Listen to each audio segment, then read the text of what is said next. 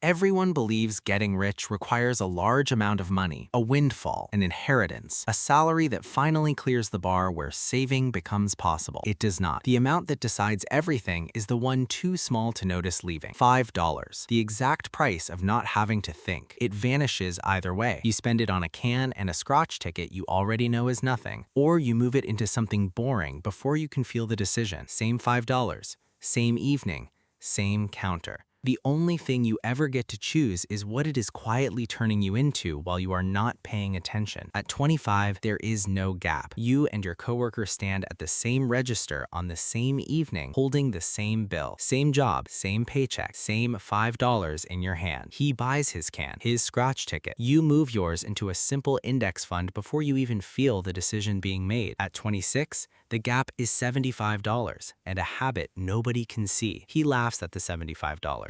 And he is not wrong to. $75 means nothing. It cannot buy a vacation. It cannot change a life. It is invisible, forgettable, easy to laugh at. But you keep going anyway. Not because you believe in some grand plan, just because it costs you nothing to keep doing what you are already doing. At 30, $10,000 sits quietly in your account. Your coworker has nothing to show for those same 10 years, except cans and scratch tickets that disappeared the moment they touched them. At 35, the market falls by a third. Everyone around you panics. Headlines scream about crashes and recessions. Your coworker was never invested, so he feels nothing. But you watch your account drop, and you do not sell. Not because you are brave, not because you understand something nobody else does, but because you are bored enough to do nothing. Doing nothing turns out to be the rarest skill in finance. By 37, the market recovers completely, then keeps climbing past where it was before. The fear from 2 years ago already feels distant, already feels foolish to have worried about. At 40, the account holds more than you ever fed it. The stone you had been pushing uphill for 15 years starts rolling on its own. After that, your only job is to not stand in front of it. Your coworker is now 40 as well. He has worked the exact same job for 15 years. Same hours, same effort, same loyalty to the company, but his bank account looks exactly like it did when he started. Worse, actually, because inflation has quietly eaten away at whatever he did manage to save in random scattered moments of discipline that never lasted for more than a few months. At 45, you stop checking the account every week. You used to check it constantly in the early years, watching every small movement with nervous excitement. Now, you barely think about it. It has become boring, background noise, something that simply exists and grows without requiring your attention.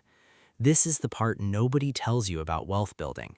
Eventually, it becomes deeply, profoundly boring, and that boredom is exactly the sign that it's working. At 50, your coworker mentions retirement for the first time, says he's not sure how he's going to afford it, says the math is not adding up. He is not lazy. He worked just as hard as you did every single day for 25 years. He just made a different choice every evening at the same counter, holding the same bill for 40 decades. At 55, you run the numbers for the first time in years. The account has grown past anything you imagined when you started this 15 years ago, 25 years ago, all those evenings spending $5 without even thinking about it. At 60, your coworker asks you how you did it. Not jealously, genuinely curious. He assumes you got a big break somewhere, a bonus, an investment tip, a lucky stock pick. You tell him the truth, $5 a day for 40 years. He doesn't believe you at first. It sounds too simple to be the entire answer. At 65, you retire. The number sitting in your account is around $531,000. Of that $531,000, the part you actually put in, $5 at a time, 40,000 evenings in a row, was $73,000. The other $458,000 was never yours to earn.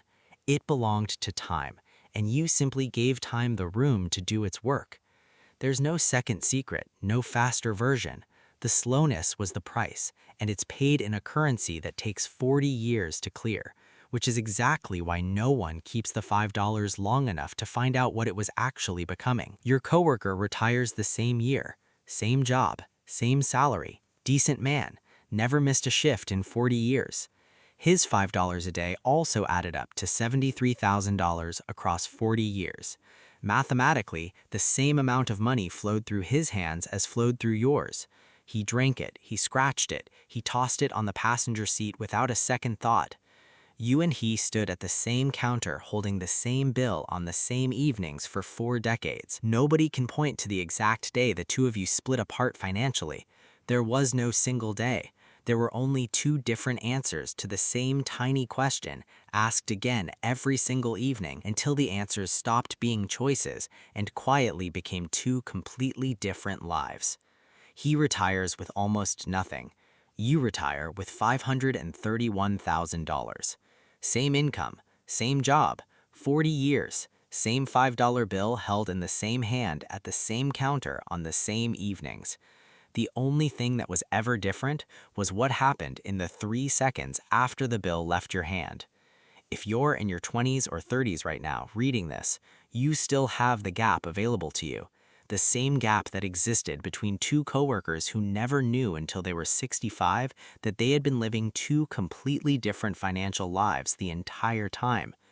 The $5 in your pocket tonight isn't really about $5. It's about which version of yourself you are quietly building, one ordinary evening at a time, for the next 40 years.